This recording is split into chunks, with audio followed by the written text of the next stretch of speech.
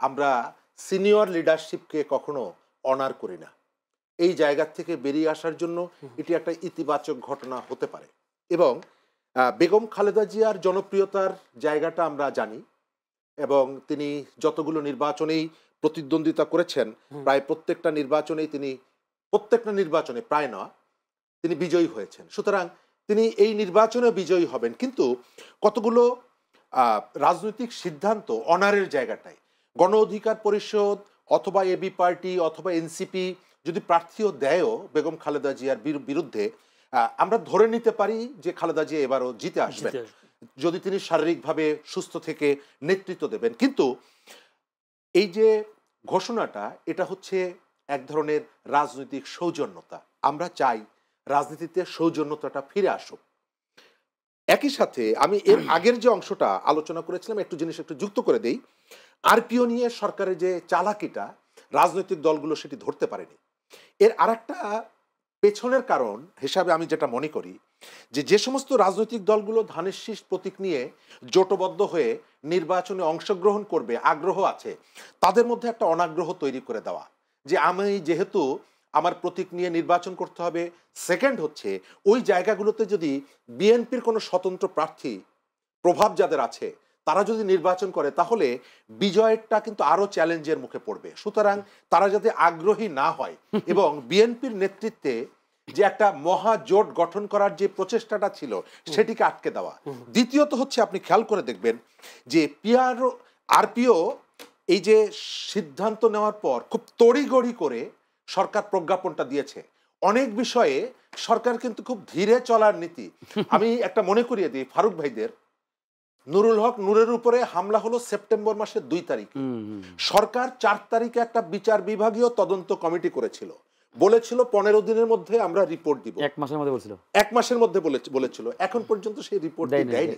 এই ধরনের সরকার কোনো তদন্ত রিপোর্টই দেয়নি এখন পর্যন্ত। কিন্তু এই জায়গাটা খেয়াল করে দেখবেন যে আরপিও সংশোধনী নিয়ে প্রজ্ঞাপনটা জারি করাটা এক ধরনের সুপারসনিক গতিতে।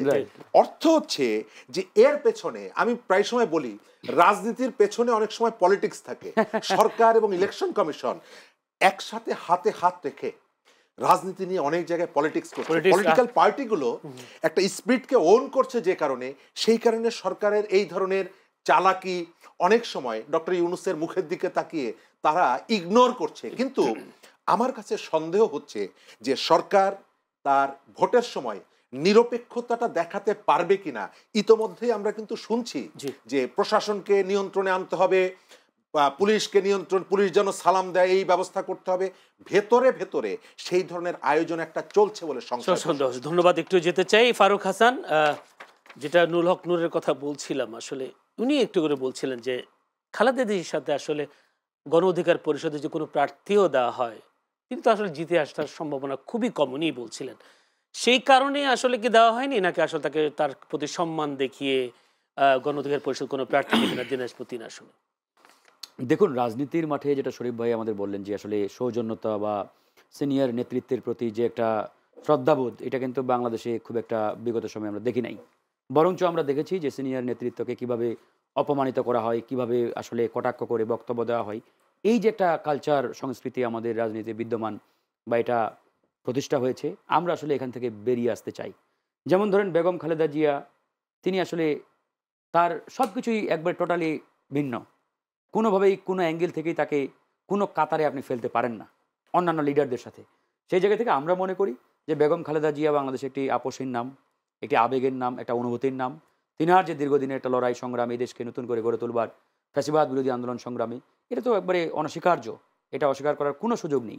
সেই জায়গা থেকে সেটা শুধু আমরা না, আমরা মনে করি বেগম খালেদা জিয়া ওনার জীবনে যতগুলো ইলেকশন করেছেন কোনো ইলেকশনে তিনি হারেন নাই, প্রত্যেকটি নির্বাচনে তিনি জিতেছেন, জয়ী হয়েছেন। সেই জায়গা থেকে আগামী নির্বাচনে তিনি যদি অংশগ্রহণ করেও থাকেন বা করেন, আমাদের ধারণা না, এটা আসলে বাস্তব সত্য, তিনি জিতবেন। শরীফ ভাই বলল তিনি ফিজিক্যালি সুস্থ থাকলে যদি নির্বাচন করতে পারেন, আমি মনে করি তিনি ফিজিক্যালি সুস্থ না। বেগম খালেদা জিয়া নামটা, খালি যদি নামটাও থাকে, তিনি জীবনে কোনো দিন একবারও যদি ওই নির্বাচনী এলাকায় নাও যান, তারপর জিতবেন। সেটা যে দলেই প্রার্থী দেব, তারপরেও জিতবেন। তবে এই যে অনারের একটা জায়গা, সম্মানের একটা জায়গা, আমরা মনে করি সেই সম্মান শ্রদ্ধাবোধের জায়গা থেকে এটা আমরা বলেছি যে আমরা ওই আসনে প্রার্থী দেব না। হ্যাঁ, আমরা যদি ওই আসনে প্রার্থী দিই, হয়তো আমাদের প্রার্থী হেরে যাবে, বা হেরে যাওয়ার সম্ভাবনাই সবচেয়ে বেশি। কিন্তু ওই যে শ্রদ্ধাবোধ যেটা বাংলাদেশের রাজনীতি থেকে ইতিমধ্যে উঠে গেছে, আমরা আসলে এটাকে ফিরিয়ে আনতে চাই। সেই শ্রদ্ধাবোধের জায়গা থেকে কিন্তু বেগম খালেদা জিয়ার আসনে আমরা প্রার্থী দেব না, এই ঘোষণাটা দিয়েছি।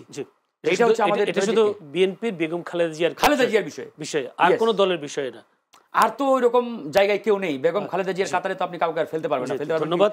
আপনি যদি বলেন যে বেগম খালেদা জিয়ার কাতারে আমি শেখ হাসিনাকে ফেলতে চাই, তাহলে তো এটা হাস্যকর হয়ে যায় ভাই। শেখ হাসিনা কথায় কথায় ধরেন যে আগরতলা, আর কথায় আপনার ওই চৌকির তলা, সেটা তো কখনো মিলে না, ঠিক না? একজন দেশ পলাতক আর একজন দেশের জন্য একবারে নির্জন কারাগারে একা সেখানে থেকেছেন। তো সুতরাং এই দুইজনকে কখনো কম্পেয়ার করা যায় না। ধন্যবাদ। আমি কম্পেয়ার করতে চাইও না। আমি আপনার জায়গায় ঠাকুরগাঁও 2 আসনে আপনি লড়ছেন এবং সেখানে বিএনপির কোনো প্রার্থী নেই, কিন্তু সেখানকার তৃণমূলের বিএনপির নেতা কর্মীরা তারা বিএনপির প্রার্থী চান। তাদের মধ্যে আছেন মির্জা ফয়সাল আমিন, জুলফিকার মুর্তজা চৌধুরী, আব্দুস সালাম। আপনি কি মনে করেন শেষ পর্যন্ত আপনার এই আসনটা ধরে রাখতে পারবেন? বিএনপি কোনো প্রার্থী দেবে না, এরকম আশা কি করেন? প্রথমত দেখুন, বিএনপির মতো চিন্তা করবে। বিএনপি তৃণমূলের একটা আকাঙ্ক্ষা প্রত্যাশা থাকবেই যে যাতে তাদের ধানের শীষের প্রার্থী তাদের নির্বাচন এলাকায় তারা পায়। এটা স্বাভাবিক। এটা পলিটিক্সে বা ধরেন যে রাজনীতি, এটা সবসময় অতীতেও ছিল, এখনও আছে, ভবিষ্যতেও থাকবে। আমি আমার দলের প্রার্থী চাইবো, বিএনপি চাইবে, জামাতে চাইবে। এখন বিএনপি যদি রাজনৈতিক জোট গঠন করে দলগুলোর সাথে, তাহলে তো এটা বিএনপির স্বার্থেই তাকে সেই বিষয়গুলো মীমাংসা করে কিন্তু সিদ্ধান্তটা নিতে হবে। আর বিএনপি জোট গঠন করলো, ধরেন যে 50টা আসন ছাড়লো, 60টা আসন ছাড়লো, একই সাথে বিএনপির ধরেন যে আপনার ওই কি বলে স্বতন্ত্র প্রার্থী দাঁড়িয়ে গেল, বিদ্রোহী প্রার্থী দাঁড়িয়ে গেল, কিংবা অন্য কোনো মেকানিজমে যারা তাদের অপোনেন্ট তারা বিজয়ী হয়ে গেল, তাহলে বিএনপি যে উদ্দেশ্যে জোট গঠন করলো সেই উদ্দেশ্য তো বিএনপি বাস্তবায়ন হবে না। বিএনপির উদ্দেশ্যটা কি? ফর এক্সাম্পল বলছি আমি, এটা তো বিএনপি ভালো জানে বিএনপির উদ্দেশ্যটা কি। কার্যতপক্ষে যেটা আমরা মিডিয়ায় দেখি, বিএনপি একটা জাতীয় সরকার করতে চাই সবাইকে নিয়ে, যারা তাদের সাথে নির্বাচন করবে। এখন যারা তাদের সাথে নির্বাচন করবে, এখন ওই ব্যক্তিরা যদি বিজয়ী হতে না পারে, তাহলে বিএনপি জাতীয় সরকারটা করবে কাকে নিয়ে? এখন তাদের যারা অপোনেন্ট, ধরেন যে তাদের অপোনেন্ট অমুক দল বা প্রধান বিরোধী দল হলো, তো তারা কি এটাকে নিয়ে ক্যাচ করবে না? এই ইস্যুকে নিয়ে তারা খেলবে না? তখন তো বলবে যে এই যে দেখেন বিএনপি কিন্তু প্রতারণা করছে, এই যে বিএনপি বলেছিল জাতীয় সরকার গঠন করবে, করে নাই। তার মানে বিএনপি মুখে বলে এক, বাস্তবে আরেক। তো সুতরাং এটা তো বিএনপি জেনে বুঝেই করতে দেবে না বা হতে দেবে না। সুতরাং বিএনপির স্বার্থেই এটা করতে দেবে বলে আমি মনে করি। আপনি যেহেতু স্থানীয় এলাকার পলিটিক্স, রাজনীতিতে পলিটিক্স যেটা বলছি, স্থানীয়ভাবে আপনি এখন তো নির্বাচনী কার্যক্রম চালাচ্ছেন, আপনি নিশ্চয়ই আপনার সেখানে বিএনপির নেতাকর্মীরা আপনার অনুষ্ঠানে কতটা যুক্ত হয়েছে? আমি আপনাকে বলে রাখি, এখন পর্যন্ত আমরা তো আনুষ্ঠানিকভাবে বিএনপি বা অন্য কোনো দলের সাথে জোটবদ্ধ হই নাই, আনুষ্ঠানিক ঘোষণা হয় নাই। কার সাথে হবে এটা আসলে ভবিষ্যৎ বলে দেবে। তবে আমার এলাকায় বিএনপি বলেন বা অন্যান্য যে দলগুলো, কারোর সাথে আমার কোনো বৈরিতাপূর্ণ সম্পর্ক নেই। বরঞ্চ বিএনপির সাথে আমার যে তৃণমূলে আমাদের নেতাকর্মীদের সম্পর্ক অত্যন্ত সৌহার্দ্য এবং ভালো। ইভেন আমি যখন যাই আমাদের এলাকায়, আমরা বিভিন্ন সরকারি যে অনুষ্ঠানগুলোতে যোগদান করি, বিভিন্ন উন্নয়নমূলক কর্মকাণ্ডগুলোতে অংশ নিই, আমরা একবারে সৌহার্দ্যপূর্ণ হই। এক মঞ্চে বিএনপি, আমি, জামাত, আমরা একসাথে। আমি এটা ঘোষণা দিয়েছি যে আগামীতে এখানে কে নমিনেশন পাবে, কে এমপি হবে, আমরা কেউ জানি না। আল্লাহ যাকেই এই আসনে চেয়ারে বসাক, আমরা ভবিষ্যতে আমাদের এই পিছিয়ে পড়া এলাকাকে এগিয়ে নেওয়ার জন্য আমরা ঐক্যবদ্ধভাবে কাজ করব। এই কমিটমেন্টটা আমাদের মধ্যে রয়েছে এবং বিএনপি খুব সুন্দরভাবে সৌহার্দ্যপূর্ণ একটা সম্পর্ক আমাদের এলাকায় রয়েছে। বিএনপি আজ পর্যন্ত অন্য কোনো প্রার্থীর উপরে হামলা করে নাই, ঝামেলা করে নাই, কারো ফেস্টুন ছিঁড়ে নাই, এমনকি জামাতও করে নাই, আমাদের নেতাকর্মীরাও করে নাই। তার মানে আমাদের এলাকায় সত্যিকার অর্থে রাজনীতির যে একটা সহাবস্থান এবং প্রতিহিংসামূলক রাজনীতি, এটার উদাহরণ আমি মনে করি এখন পর্যন্ত ঠাকুরগাঁও 2। ধন্যবাদ।